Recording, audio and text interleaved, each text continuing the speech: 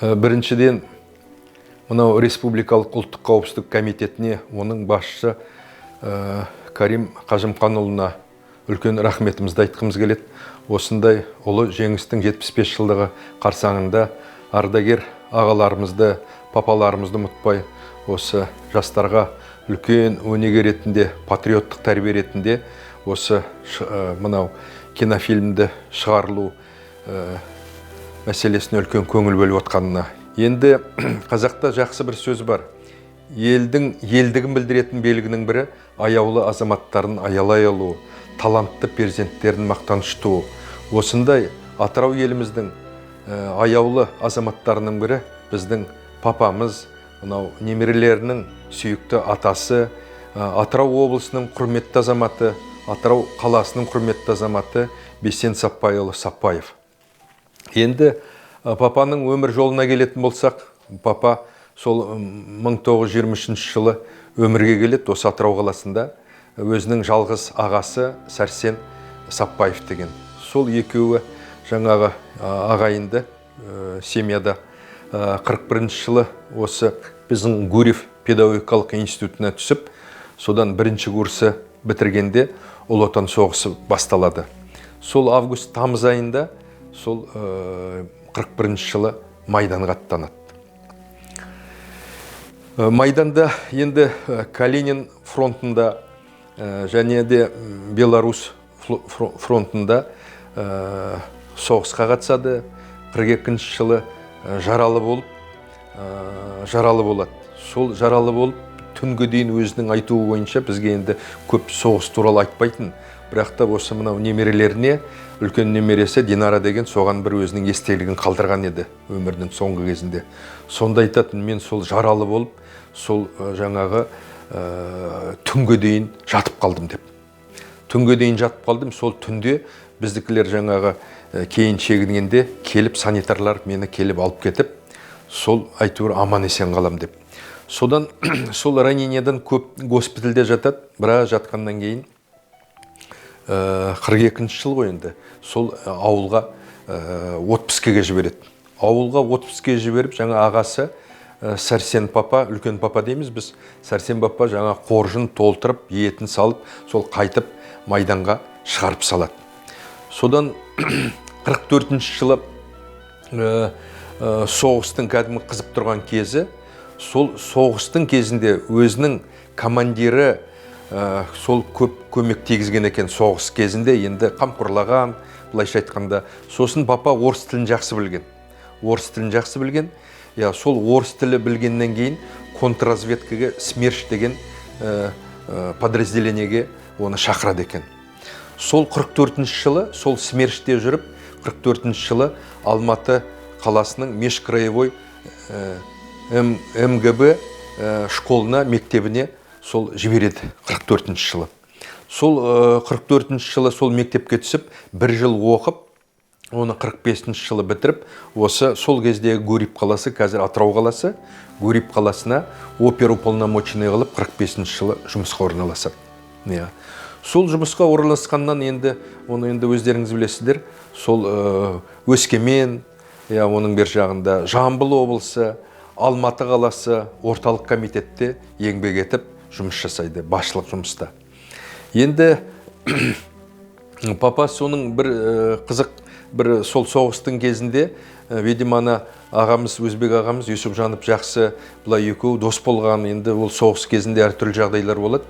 Содан папа 59 жылы мынау Ленинград қаласы, сол кездегі кеңес үкіметі ғой, Ленинград қаласына жоғарғы ұлттық қауіпсіздік комитетінің мектебіне бір жылдық оқуға түседі. Соны бітіріп, 64 жылы Киевтегі сол ұлттық қауіпсіздік комитетінің бір жылдық мектебін онда бітіреді. Сол 60 жылдары мектеп бітіргеннен кейін Ташкентке бір жиналысқа барады. Сонда қараңыз, Ташкентке жиналысқа барғанда, сол жаңағы бюроға барады, адресный бюроға.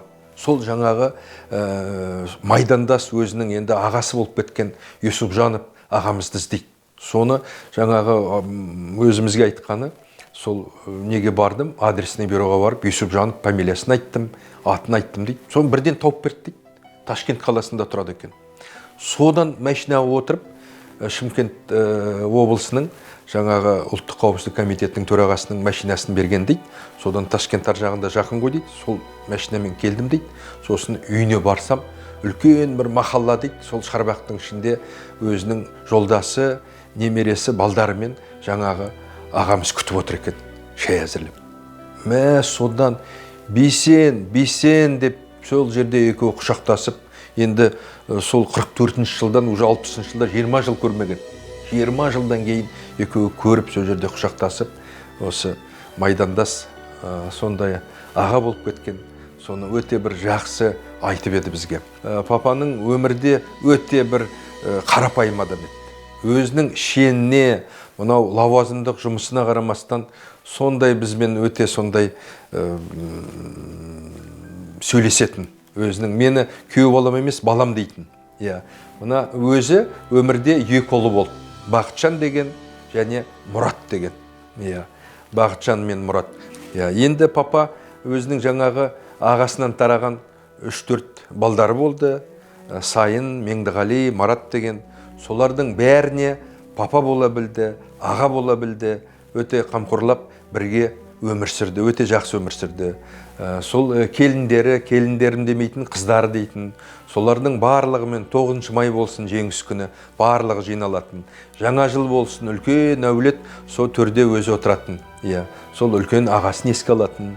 Сәрсен қарт. Сәрсен папамыз, үлкен папамыз, ол да сол мына осы көп жылдар бойы мынау мұнай саласында жаңағы сауда мекемелерінде еңбек етті. Сол Ембі мұнай газ деген мекеменің сауда бөлімін басқарды көп жылдар бойы.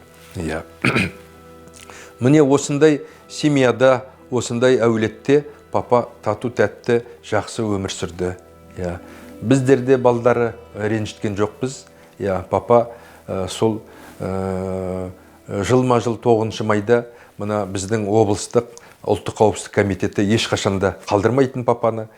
Папа сол өзінің 14 жыл басқарған мекемесіне барып, сол жастармен кездесетін, жас офицерлермен кездесетін. Үлкен сондай патриоттық жұмыс жүргізді. Енді сол жаңа айттым ғой, Атырау қаласының құрметті азаматы болды. 99 жылы қалалық мәслихатта осындай шешім қабылдап, қалалық мәслихатта Атырау қаласының құрметті азамат атағын берді. 2006 жылы Атырау облысының мәслихаты папаға жаңағы облыстық мәслихатта Атырау облысының құрметті азаматын берді. Міне осындай өзінің қарапайымдылығына, өзінің сондай ұстамды адам еді. Өте қарапайым, өте ұстамды. Енді әрине, ол жұмысы да сондай болды. Бірақ та көп деген осы елдің ақсақал ағалары сол айтатын Бейсекең өте сондай ұстамды, қарапайым, ешқашанда өзін бір көрсетем деп алға ұмтылып, ондай қасиеті болмайтын. Енді отбасында да өмірде папаның жан-жары, енді мамамыз ғой, Фаин Есенна Дасымова деген мамамыз қасында болды. Олар да сол 50 жыл бірге өмір сүрді. Папа мен маманың ешқандай бір ұрысқанын көрмейтін біз, енді шынын айту керек. Біз енді, мен өзім 40 жыл бірге өмір сүрдім, папа мен мамамен. Бірақ та сол папа мен маманың, жаңағы менің жұбайым Гүлнар да айтатын, папа бір қабақ шытып, мама бір дауыс көтеріп, ондай ешқашан семьямызда болмайтын дейді. Сондай бір мәдениетті семьяда менің жұбайым Гүлнар өмір сүрдік. Папасын өте жақсы көретін. Ұлы жеңіс жылы келе жатыр. Осы ұлы жеңіске 75 жыл толады екен. Сол 75 жылдық қарсаңында біздер отбасы, семьямыз және папаның қызы, кіші қызы Гүлнар ұлттық қауіпсіздік комитетіне хат жазып, осындай жаңағы қала акиматына хат жазып, осы папаны еске қалдыру үшін жастарға үлкен патриоттық тәрбие ретінде, осы папаның өткен өмір жолы үлкен өнеге екенін сол жастарға қалдыру деп, мынау Атырау қаласының бір көшесін атын берсе екен деген бір хат жұмсаған едік. Оны енді қала акиматы да, республикалық ұлттық комитеті де, біздің Атырау облысы ұлттық комитеті де оны жақсы қабылдап, олар өздерінің осыны қолдап жатыр қазір. Міне өмірден өтсе де папаның ізі сайрап жатыр. Әлі күнге шейін осы мынау ардагерлер кеңесі әлі күнге шейін еске алып папаны шақыру, барлық қандайма облыста мәдени шара болсын, қандайма шаралар болмасын, солардың бәріне де папаны шақыратын. Міне сондықтан папа тек қана мына өзінің саласы ұлттық қауіпсіздік комитетінде емес, сонымен бірге мына облыстың әлеуметтік, экономикалық саласына да үлкен еңбек еткен елдің ақсақал ағасы деп айтар едім мен. Мен 1 сәуір 1978 жылы осы ұлттық қауіпсіздік комитетіне жүргізуші ретінде жұмысқа қабылдандым. Содан бері қарай бірталай жыл 1996 жылға шейін 97 жылға шейін осы мекемеде қызмет атқардым. Сол аралықта мені өзімізде небәрі сол кездерде 5-6 жүргізуші болған. Соның ішінен мені таңдап осы Бейсен Сапаевичқа жүргізуші ретінде маған жұмысқа тапсырды. Сол өмірінің соңына шейін мен осы кісінің қасында бірге болдым. Енді мынау өзімнің көзіммен көргенім жұмыскерлерге, бұл кісіні жұмыскерлер ол кезде өте қатты сыйлады. Ол кісі даже коридормен келатқанда коридорда адам болмайтын еді. Неге десеңіз, ол сол кездердегі біздің қызметкерлердің бір жаңағы ата-аналардың беріп кеткен тәрбиелерші сыйластық дейтін өте мықты болды. Ал коридордан дыбыс шыққанда сразу бастық келатыр еді, бәрі жан жаққа кабинеттеріне кіріп, ол кезде лишний адам болмайды коридорларда. Бәрі өздері жұмыс нелерінде отыратын еді. Сол жаңағы бірге командировкаға шығамыз, үлкен жан жақтан басшылар келеді. Алматысы бар, Москвасы бар. Сол бірге қасында жүреміз. Облыс басшылармен ауданға шығамыз, жаңағыдай конференцияларға барады. Сонда көптеген басшылармен бірге жүрдік. Бұл кісінің енді жаңағы ағалық қасиеті, артық сөзі жоқ, артық әңгіме айтпайтын, сондай тіке, сондай үлкен азамат болған енді.